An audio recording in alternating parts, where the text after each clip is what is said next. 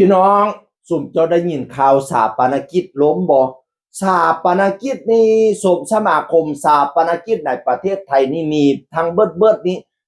4,874 สมาคมแต่ที่ล่มไปตั้งแต่เดือนเมษา68จนมาถึงกุมภา69เนี่ยเกือบ1 ปีเนี่ยล่มไปแค่10 กว่าสมาคมเองนะเขาว่านะจาก 4,000 กว่าเกือบ 5,000น่ะล่มไปแค่10เองอย่าตื่นเต้นอย่าตกใจอย่าโวยวายว่าซั่นเขาออกมาประกาศนะพี่น้อง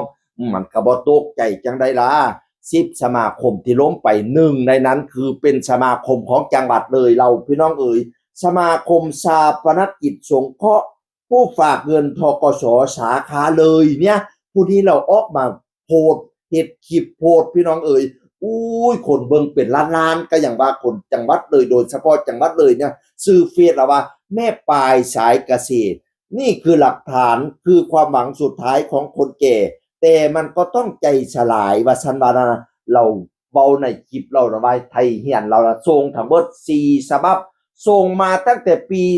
42จนถึงปี69เนี่ยมันกี่ปีแล้วไล่เบิ่งเอา4 ฉบับปีที่แล้วนั่นมันก็ท่าทางไม่ค่อยดีเท่าไหร่หรอกแกก็อยากจะเลิกส่งอยู่แต่คนเป็นแม่นะบอกว่าส่งไปเถอะน้อยส่งไปเถาะว่าซั่นว่านะ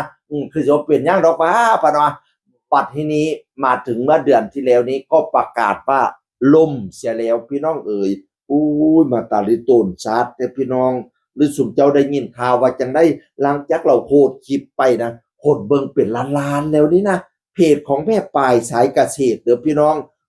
เรามาบอกว่าคนดูเป็นล้านดีใจนำค่อยแนวที่ดีใจนี่คือดีกว่าใจคนมีเบิ่งคลิปเป็นล้านแต่เขาเดซิเสียใจนำเจ้าเสียเงินสาปนกิจไป4 ฉบับมันล้มไปซื่อๆนี่ล่ะพี่น้องเอ๋ยโอ้ยตะลิโตนเนาะล่มแค่10 กว่าฉบับแต่หนึ่งในนั้นทำไมจังหวัดเลยเรามันซวยจังสาปนกิจนี่เด้อเขาเขียนว่าสมาคมสาปนกิจสงเคราะห์ผู้ฝากเงินธกสสาขาเลยซ้ำมาเด้มันแม่นบ่ลองมาเว้าสู่ค่อยฟังดูมันเป็นจังได๋ผู้ใดยินข่าวว่าจังได๋เนี่ยเพราะเห็นแต่คลิปเรามาชี้แจงว่ามันล้มว่าซั่นว่านะโอ้ลูกตนชาติแล้วเนาะยังเป็นความหวังคือผู้เฒ่าเว้าหวานนะพี่น้องเอ๋ยบัดนี้เขาก็มาชี้แจงว่าเงินสาปนกิจน่ะถ้าล่มไปเนี่ยไม่ได้อะไรคืนสักบาทเลยนะมันไม่ใช่เงินฝากมันเป็นเงินสงเคราะห์ศพพนะว่านั่นน่ะสงเคราะห์คือจ่ายให้แก่คนที่ตุยไปแล้วเงินที่เราเสียก็เสียทิ่มไปเฉยๆพนะว่านั่นน่ะเนื่องจากว่าซะได้ล่ะมันก็เริ่มเก็บบ่ได้แน่สมาชิกมันลดลงแน่คนตุยหลายแน่คนรุ่นใหม่ก็บ่สมัครแน่ประมาณนี้ว่าซั่นว่า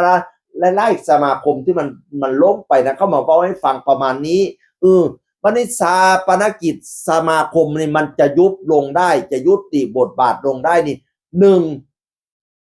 กลุ่มสมาคมนั้นเป็นผู้ประกาศเองมีการประชุมแล้วต้องมีประกาศเองว่าจะยุบพนะว่า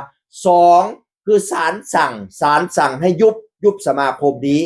3คือนายทะเบียนเป็นคนสั่งให้ยุบบ่แม่นว่าสิยุบได้เลยต้องเกิดจากการประชุมของกรรมการสมาคมบอกว่าไปบ่รอดแล้วยุบแล้วก็สั่งหนึ่งยุบแล้วก็นายทะเบียนก็คือผู้ปกครองท้องถิ่นอาจจะเป็นนายกอบตนายกเทศมนตรีอะไรประมาณนี้ว่าซั่นเขาว่านั่นนะนั่นล่ะแล้วบัดนี้เงินที่ส่งไปนั้นถ้ามันยุบไปก็คือเฮาบ่ได้หยังเลยเขาก็เลยว่าให้ไปตรวจสอบแน่ว่าเราส่งไปทุก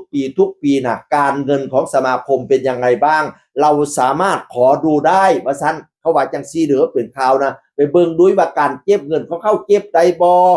แล้วการเงินสถานะการเงินเป็นจังไดสมาชิกสามารถขอดูได้ว่าซั่นว่านะบ่แม่นว่ารับหูรับตาส่งไปซื่อๆบัดนี้มื้ออื่นมื้อหือเขาผ่านมาประกาศว่ายุบซ้ำบ่ได้ผู้เสียหายแม่นสมาชิกขอดูได้เขาว่าฮีขอ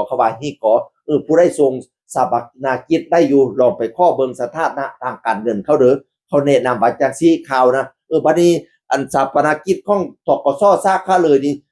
ล้มแท้บ่ลองเว้าสู่ค่อยฟังแน่เพราะว่าแม่ป้านี่เรามาเว้าข่าวว่ามันล้มแล้วคนเบิ่งเราเป็นล้านแน่ล้มบ่ล้มก็มาเว้าสู่ฟังแน่เด้อผู้ใดได้รับข้อมูลข่าวสารว่าจังได๋นะเสียงอื่นคนก็เว้าสู่ฟังสวัสดีครับ